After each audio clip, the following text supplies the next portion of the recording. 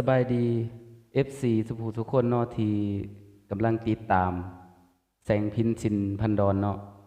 มื้อนี้ก็สิมาโคเวอร์เพลงห่างก่อนแต่งเพื่อนๆเพิ่นขอมาว่าอยากฟังว่าซั่นก่อนอื่นก็ขออนุญาตต้นฉบับเนาะคือเจ้าของเพลงห่างก่อนแต่งเนาะนี่ก็ผิดพลาดก็ขออภัยเด้อพี่น้องเอากันสดๆเลยเพราะว่าอุปกรณ์บ่เพียงพอ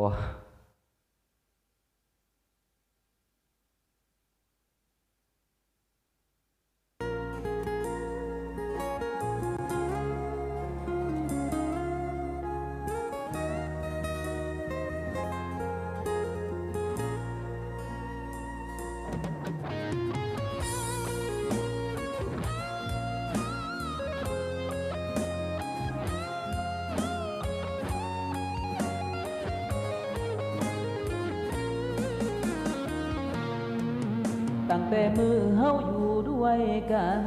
น้องสำคัญกับอายอีกกว่าไผสัญญากันไว้พอมือใดเฮาสิจัดงานแต่อายหักเจ้าหักแห้งแพงหลายอายยอมตายแทนได้เดลาบ่เชื่อเลยว่าเฮาสิมาหากันก่อนแต่บอกได้บ่เหตุผลของเจ้าหากสองเฮามันยังขาดบ่ใดถืออยู่กับอายน้องนั้นย่านอายพาไปกินเกลืออยู่กันมาเกือบปีอายบ่เคยขัดใจเจ้าวันผิดวันเศร้าเจ้าอยากไปใส่อายตามใจทุกคืนอายบ่ดีบ่ใดคือจังทำให้กันคักแท้หนอหรือเจ้าดินบ่พอยังอยากเป็นโสดบ่พร้อมมีคู่กายเจ้าอยู่กับอายจะอยู่กับไผอายยังบ่ฮู้บอกมาเบิ่งดูที่สารต่อหรือว่าพอสำนีอายสิโทรหาพ่อกับแม่มาซอยแก้กับสิ่งที่เป็นอยู่หากว่าเฮาบ่แม่นเนื้อคู่อายบ่ฝืนใจเจ้าต่อความหักมันบังคับบ่ได้แม่นฝืนไปเฮาสิมีทุกบ่หากว่าเจ้ายังดิ้นบ่พอกระเซินดิ้นต่อสาลา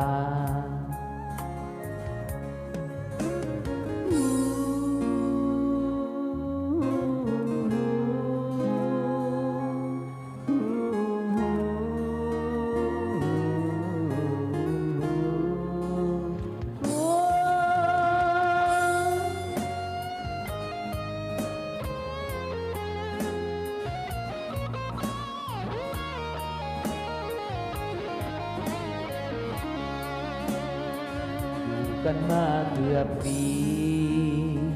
อายบ่เคยขัดใจเจ้าวันผิดวันเศร้าเจ้าอยากไปใส่อายตามใจทุกคืนอายบ่ดีบ่ใดคือจังทำให้กันคักแท้หนอหรือเจ้าลิ้นบ่พอยังอยากเป็นโสดบ่พร้อมมีคู่กายเจ้าอยู่กับอายจะอยู่กับไผอายยังบ่ฮู้บอกมาบังดู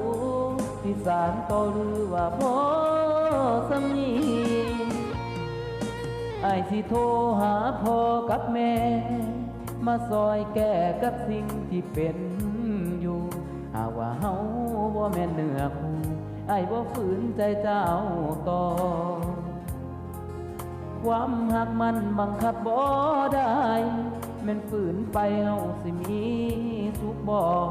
หากว่าเจ้ายังดิ้นบ่พอกระเซินลิ้นต่อสาลาพร้อมยกเลิกสัญญาพร้อม มยุกเลิกงานแต่ง